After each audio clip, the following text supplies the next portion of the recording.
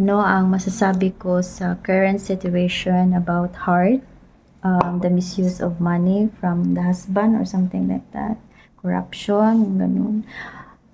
Ano guys, sa totoo lang ayaw ko talaga magsalita kasi nasa favor ako sa mga taong naghihirap. Naghihirap sila na magtrabaho to pay their taxes. Tapos yung pera ba, yung walang nakita sa pera. Yung pag may calamity, hindi mo siya makikita kasi na-misuse ba? You know? At saka, hindi ko naman sinasabi na sila lang yung may kagagawa, no? It's the whole country. So, yung parang eye-opener lang ba, no? Na ano lang talaga na na pinpoint ng ganyan lang. Na pinpoint kay heart, no? Tsaka kay chest, Escudero, di ba? I'm nothing against the chest or whatever. Ang sa akin lang talaga yung pera. Kasi, hindi naman ako with all those about money and everything. Wala akong pakialam sa pera talaga, guys. Kasi hindi naman yan nagpapasaya sa akin. You know?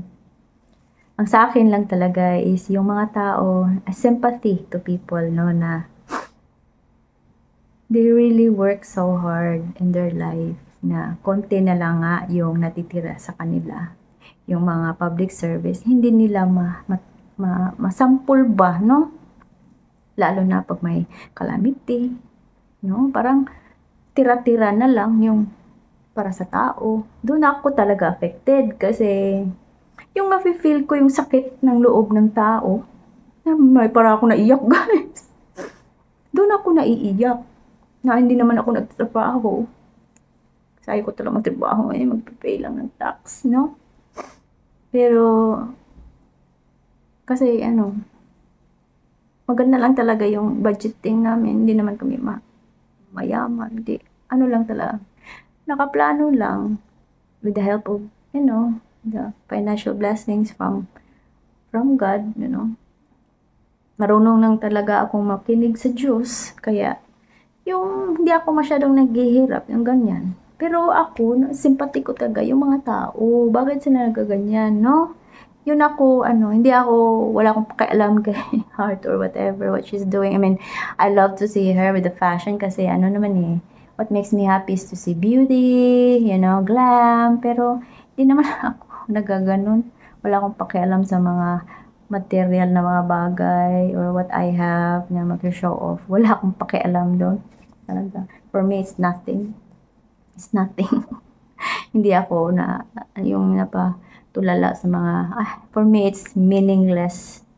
For me, it's meaningless. Nothing for me. Wala akong pakialam. It will not make me happy, Sa tao lang ako nagsisympathize ba na ang daming pera sa government pero hindi na use ng maayos para sa tao, para sa bayan.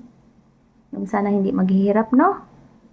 Na may makakapitan sana mga tao, magpunta ng health centers, ng mga public offices to find help, no? Konti lang yung budget na ibinigay sa sambayanan. So, doon ako talaga affected. Yun lang. Yun lang ang masasabi ko sa situation.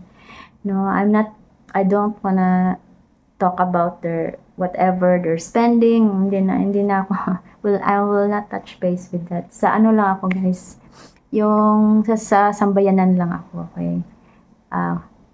Na-feel ko lang yung na-feel nila kasi nga they're working so hard, maliit na lang nga yung natira sa kanila, tapos dito pa nila nalalaman ganito pala ang